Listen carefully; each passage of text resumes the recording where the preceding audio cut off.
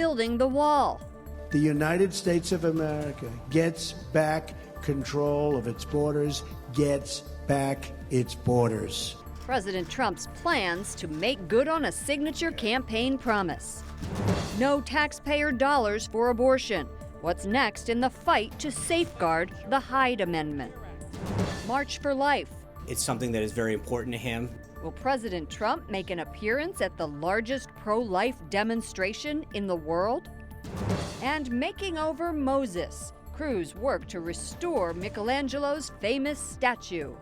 On EWTN News Nightly for January 25th, 2017.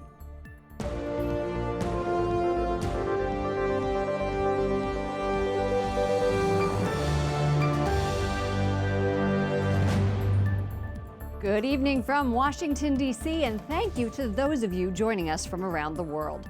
For news from a Catholic perspective, I'm Lauren Ashburn. President Donald Trump is building that wall, and now there are reports that he plans to suspend visas to citizens of 7 Muslim-majority countries for at least 30 days. Today, he signs 2 executive orders on immigration, one stripping funding for cities that shelter illegal immigrants, and the other jump-starting construction of that wall on the border between U.S. and Mexico. It is still not clear who will pay for that wall, but that's not stopping the commander-in-chief from forging ahead. We are going to build a great border wall. It was a promise he made on the campaign trail over and over again. And today, Donald Trump took the first step to making good on it. The Secretary of Homeland Security, working with myself and my staff, will begin immediate construction of a border wall. Trump insists Mexico will pay for the wall, a position that sparked cheers at his rallies. But our neighbors south of the border say they will not foot the bill. Es evidente que Estados Unidos. President Enrique Peña Nieto of Mexico will meet with Trump next week at the White House. He says the solution is dialogue and negotiation. Democrats are less diplomatic. They slam Trump on immigration, especially when it comes to the so-called dreamers, children brought to the U.S. illegally by their parents. What we want President Trump to do is one simple thing: leave the executive order issued by President Obama that freed 750,000 dreamers alone. And Americans looking for guidance from the church won't find a clear-cut answer. The Catholic Church's position on immigration has always been carefully nuanced, flowing from the important concept of the dignity of the human person. On the one hand, it recognizes the right of people to migrate. On the other, it recognizes the right of governments to have safe borders. The struggle, then, is finding that harmony, that balance between justice and of mercy. Trump announces a major investigation into voter fraud. The claims are unsubstantiated, and secretaries of state across the country dismiss them. The president says the investigation will look into people registered to vote in more than one state and those who are illegal or dead. White House Press Secretary Sean Spicer responded to questions about this. Voting is the most sacred right that we have as Americans. This is what it's the hallmark and the foundation of our democracy. And to ensure that we know that every person's vote counts equally as the next citizen is probably one of the greatest things that we can do. Spicer went on to say that the president's investigation is to understand where the problem exists and how deep it goes.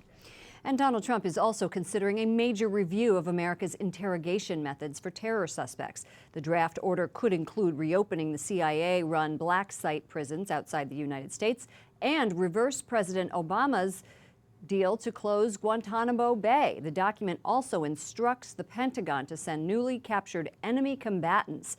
The White House isn't commenting on the other possible order. President Trump took to Twitter last night to say if Chicago doesn't fix the horrible carnage going on, 228 shootings in 2017 with 42 killings, up 24% from 2016, I will send in the feds. The Chicago Police Department says there have been 38 homicides and 182 shooting incidents so far in the city. Mayor Rahm Emanuel says he welcomes federal help. President Trump says he'll reveal his pick for Supreme Court next Thursday. The Associated Press says the three leading contenders are all federal appellate judges: William Pryor from Alabama, Neil Gorsuch from Denver, and Thomas Hardiman from Pittsburgh. They've all met with Trump. Press Secretary Sean Spicer denies there is a short list of finalists. Trump originally announced 21 names during the presidential campaign. Joining us now is John Malcolm, director of the Meese Center for Legal and Judicial Studies at the Heritage Foundation. Welcome back. Good to be with you. What do you think of that? 3, 21? What is it? Well, it's 3 or 4, I think. I've heard a fourth name that may be in the mix, but no reason to doubt that these 3 are clearly on the short list. They're all outstanding federal appellate court judges who would make excellent Supreme Court justices. Tell me about Neil Gorsuch. He's ruled in favor of religious freedom, including objections to the HHS mandate requiring employers to provide birth control in employee health plans. He has. So he clearly ruled in favor of Hobby Lobby before the Supreme Court decided the issue. He also was in favor of the Little Sisters of the Poor's position, and he's also ruled in Establishment Clause cases with respect to monuments in public squares. He has the best pedigree of the 3 finalists. How so? Yeah, he's got a Columbia undergraduate, a doctorate from Oxford, Harvard Law School, clerk for 2 Supreme Court justices, Byron White and Anthony Kennedy. He's a very, very distinguished jurist. And the other one is more of an outsider, Thomas Hardiman. He didn't graduate from an Ivy League school, and I think at one point he drove a taxi to support himself. But do you think that's one of the reasons that he is on the list? Well, not that he drove a taxi, more that he's an outsider. He did come from modest beginnings, and he did drive a taxi in high school, college, and law school to help put himself through school. He went to Georgetown Law School, which is no slouch. Right. I was going to say, that's not so Washington outside. Yeah, and he's been a distinguished judge. He happens to serve on the same court with President Trump's sister, who's probably provided some insights to her brother about Judge Hardiman. He's also written a number of scholarly opinions, not so much in the religious liberty area, but certainly some very, very strong Second Amendment opinions. Who do you think is the leading contender? That's hard to say. So a couple of weeks ago, I would have said it was Bill Pryor from the 11th Circuit. I always expected that Bill Pryor would get attacked from the left because of his views on abortion. And lately, he's been getting attacked from the right. More heat from conservatives. Why is that? Well, there are a few evangelicals, by no means all, who are concerned about a couple of opinions that Judge Pryor didn't write them, but he joined them in 2011 that they think displays sympathy for a pro-gay agenda or an animosity against religious freedom. I find that very strange. Bill Pryor is a devout Catholic. Bill Pryor, when he was Attorney General, filed a brief supporting Texas's anti-sodomy law. He rearranged a family vacation to Disney World to avoid its so-called gay day. Bill Pryor has, on a number of religious freedom cases, come out in favor of religious freedom, including, by the way, in a lawsuit that involved this station against the Department of Health and Human Services. So I respect the people who have this skepticism of Judge Pryor. I just think they're wrong. Okay. Well, we shall see. Thursday is the day. I bet you'll be watching. I will indeed. I will be too. Hope we can talk to you about it. John Malcolm, director of the Edwin Meese Center for Legal and Judicial Studies at the Heritage Foundation. Good to be with you. Thank you. Nikki Haley is sworn in as U.S. ambassador to the United Nations. Vice President Mike Pence administered the oath to her this morning. She's one of the few women and minorities in Trump's cabinet. Because of Haley's new position, she stepped down as governor of South Carolina. Haley's lieutenant governor, Henry McMaster, was sworn in as governor last night. A fiery exchange with House Democratic leader Nancy Pelosi about abortion funding. As pro-lifers in the House approve a bill to permanently ban federal funds for abortion, we pressed the Congresswoman on her stance. Jason Calvi is on Capitol Hill with more. Jason? Lauren, we caught up with Nancy Pelosi at her weekly press briefing. The House passed the ban largely on party lines, 242 to 179. We asked Pelosi what she would say to her Catholic constituents who are happy their tax dollars would not fund abortions. Let me just say this. I'm a Catholic. I have 5 children in 6 years. Anybody have standing on the issue? And I think that there has not been taxpayer dollars spent on abortions. You know that. So this is fraudulent. It's fraudulent, and what they're doing is making it more dangerous so that people can't spend their own dollars in the exchanges to have access to reproductive rights. Supporters of the bill argue it's because of the Hyde Amendment that tax money is not spent on abortions. The bill passed by the House last night would make the Hyde Amendment permanent. What we are doing today is simply making permanent a policy that we've had to put in as an amendment to appropriations every year and fight for. And this is just making sure that here in Washington, in America, the taxpayers, we invest in women's health care. We are not investing in abortion. There are exceptions in the bill allowing abortions in the cases of rape, incest, and to save the life of the mother. The bill now moves to the Senate, where 8 Democrats need to cross the aisle and support it in order for it to get the 60 votes needed to pass. And President Trump has said if the bill makes it to his desk as it is now, he'll sign it into law. But Democrats say there's no way this is passing the Senate. Lauren? Jason, it's a big week for pro-lifers. Right where you are on Capitol Hill, the March for Life is here in just 2 days. What else can we expect coming out of lawmakers? Well, Republicans are in the process right now of working on defunding Planned Parenthood of hundreds of millions in Medicaid dollars. And as you talked about in the show, Trump's executive order this week reinstates the Mexico City policy, which bans U.S. aid going to international groups performing or even promoting abortion. This, in essence, defunds international Planned Parenthood. Jason Calvi on Capitol Hill. Thank you, Jason. The Dow Jones Industrial Average passed the 20,000 mark for the first time ever. The market has been marching steadily higher since bottoming out in March of 2009 in the aftermath of the financial crisis. The Dow closed today at 20,068. The NASDAQ and S&P 500 were also up. Other stories our EWTN News Nightly team is covering in today's world. Pope Francis accepts the resignation of the head of the Knights of Malta as part of an apparent Vatican takeover of the order. The Holy Father thanked Grand Master Matthew Festing for his service to the order and the church. Francis accepted his resignation after the charitable group was connected to distribution of artificial contraception in Africa. The Knights of Malta will report to a delegate appointed by the Pope. The Irish bishops are wrapping up their first official pilgrimage to Rome in 10 years. All bishops of Ireland, 28 in total, met with the Holy Father on wide-ranging topics like marriage, family, and the role of women in the church. Archbishop Eamon Martin, primate of all of Ireland and the president of the Irish Bishops' Conference, joins us now. Thank you so much for being here, Your Excellency. Thank you, Lauren, and hello to everyone there. Tell me how you met with the Pope. How long did you meet with him? What did he tell you? Yeah, we met with Pope Francis last Friday.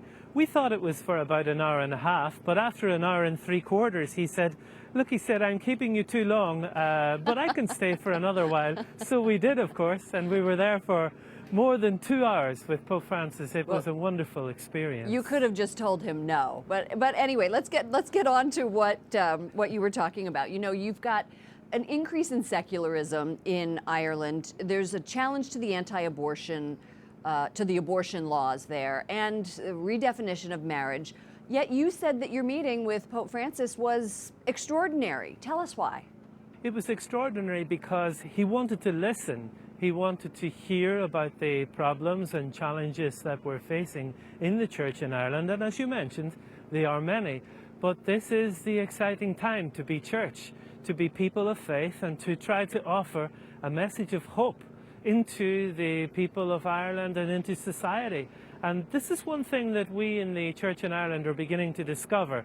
We're no longer the dominating, or as some people might have put it in the past, then we're no longer the domineering voice in society, but we are still a very important voice, and we like to have the voice of faith heard in the public sphere on all of these important matters that you mentioned. Of course. What did the Pope tell you to tell your people? What was his message?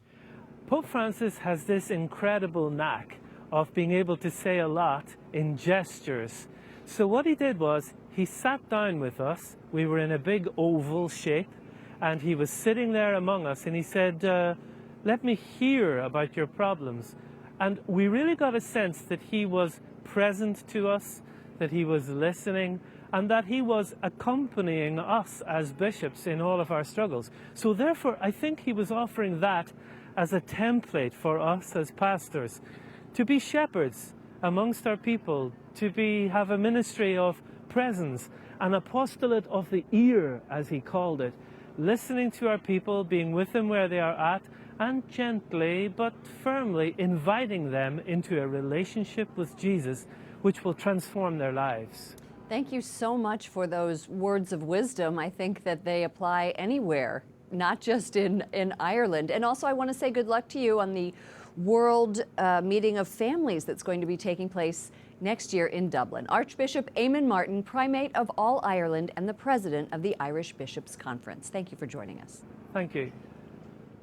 She charmed the world with her smile. Beloved TV icon Mary Tyler Moore is dead. Moore is best known for her role in 60s television show The Dick Van Dyke Show, and then The Mary Tyler Moore Show in the 70s.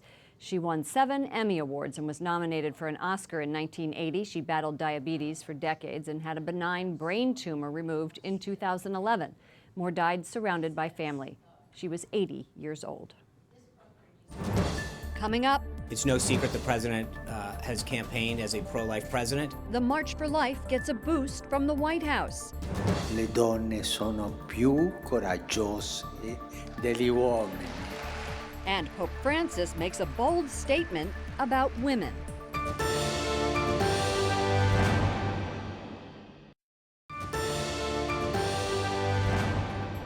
President Trump may greet the massive crowd expected to gather at this year's March for Life. Obviously, we're going to have heavy administration presence there. It's no secret that this administration and this president are going to do what they can to fight for life. With the exact participation level of the president, we'll find out whether it's a greeting of some sort or a call. White House Press Secretary Sean Spicer says it's no secret the president campaigned as a pro-life candidate. He said it's something that's very important to him.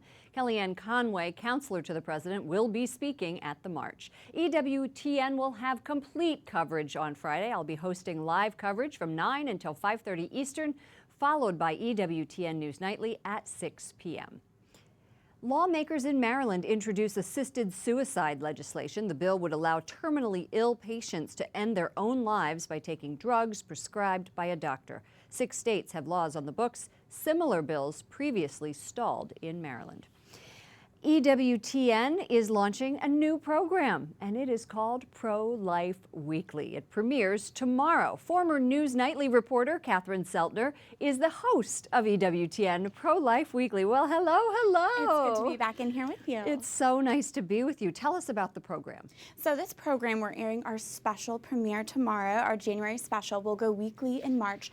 But with EWTN Pro-Life Weekly, we hope to be the program that will update our viewers the latest on legislation, especially related to abortion and assisted suicide, which we're going to see a lot of. And as we're entering this new administration, a lot of news this week already. Alone, right. You've got the Mexico partnership that was signed. Exactly. The Hyde Amendment, hopefully, moving forward on that. And next week, Trump will be appointing that Supreme Court justice. So we'll see if he's a pro-life one as well. You sat down with former Republican presidential candidate Carly Fiorina. She has not always been the most vocal supporter of Trump. That's right. Were at the conventions together. She competed against him. She did compete against him. But let's hear what she had to say about her pro-life support. We expect you to follow through on appointing pro-life Supreme Court justices. We expect you to follow through on defunding Planned Parenthood. And I expect that President Trump will follow through, as evidenced by his action through executive order on Friday. Now, this is an interview that you did. Tell us what else she had to say. So basically, here she was saying, listen, I haven't always been a supporter of Trump, but we saw him in he's a deal maker. So she said the pro-lifers did a good job in saying, okay, you're a deal maker, we'll make a deal with you. We'll support you if you make these pro-life promises. She was pretty optimistic about how he will be as a president for the pro-life movement. She mentioned the executive order on the Mexico state policy. So she was optimistic. She went on to tell me how she personally is convicted in being pro-life, and really how we can hopefully create more of a dialogue with people who disagree with us. And that's something I'm hoping will be a product, a result of EWTN Pro-Life Weekly as well, to have the time to have discussions and really delve into tricky questions that our viewers may have so that they can better dialogue with their neighbor. Well, tell them why you are the person who should be hosting this. What was your motivation behind this? I've always been strongly convicted in being pro-life, and in thinking about it, it's been for a few reasons. First of all, as a woman, I'm tired of being lied to by the abortion industry and by our culture out there that says, I must take hormonal contraceptives, or that if a woman were to get pregnant, she may have to resort to abortion. I don't believe that. I think we should be empowering women. I think that is what is being pro-woman, is to be pro-life. And also, I think just personally, I've up close seen family members who have chosen life in really hard situations, and they've chosen life, and it's been hard, but they've flourished. So to see that women can do this, and I think we need to bring that message of hope, because I think that's what our culture needs right now. All right, Catherine Zeltner, new host, EWTN Pro-Life Weekly. We will be watching. Thank you. Pope Francis highlights courageous female figures in the Bible today and says women are braver than men. Le donne sono più coraggiose degli uomini. Listen to those cheers. The Holy Father continues his teaching on Christian hope during his weekly meeting with pilgrims. He praised grandmothers, saying they often know how to use the right word at the right time. Mine certainly did. And among the visitors today, look at that man right there. Arnold Schwarzenegger was in the house, former California governor. He greeted the Holy Father and gave him a book about the Golden State. Up next, on this Feast of the Conversion of St. Paul, we look at the biblical story in art. And Moses gets a makeover.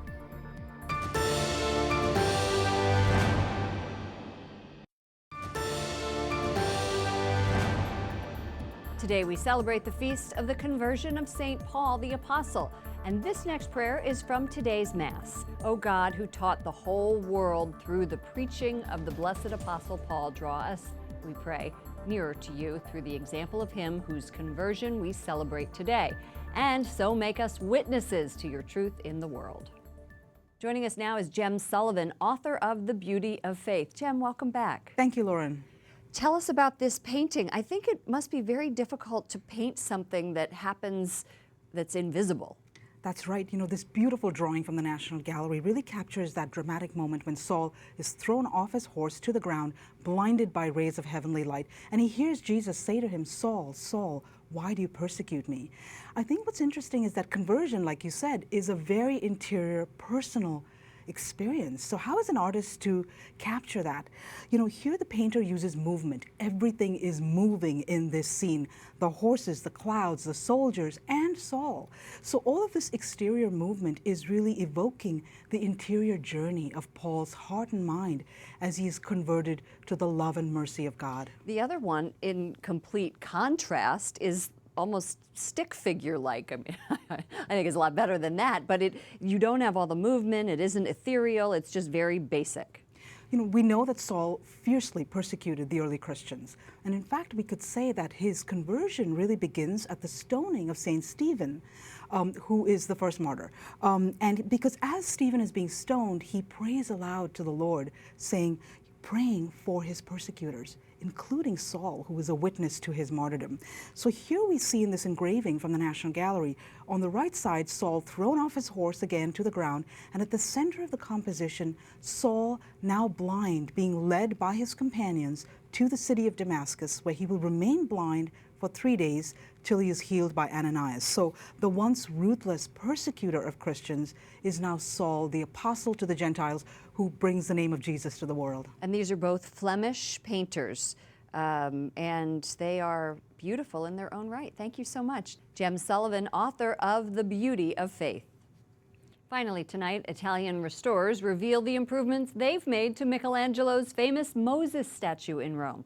The sculpture features minute details such as the veins on Moses' arms and his full beard. It was originally composed or commissioned in 1505 by Pope Julius II for his tomb. A new lighting system was added to show off the work of art. Restorers began cleaning the statue last summer. For all of us here at EWTN News Nightly, to all of you around the world, I'm Lauren Ashburn. Don't forget, you can see every broadcast of the show on EWTN's YouTube channel. I'll see you again tomorrow. Good night, and God bless.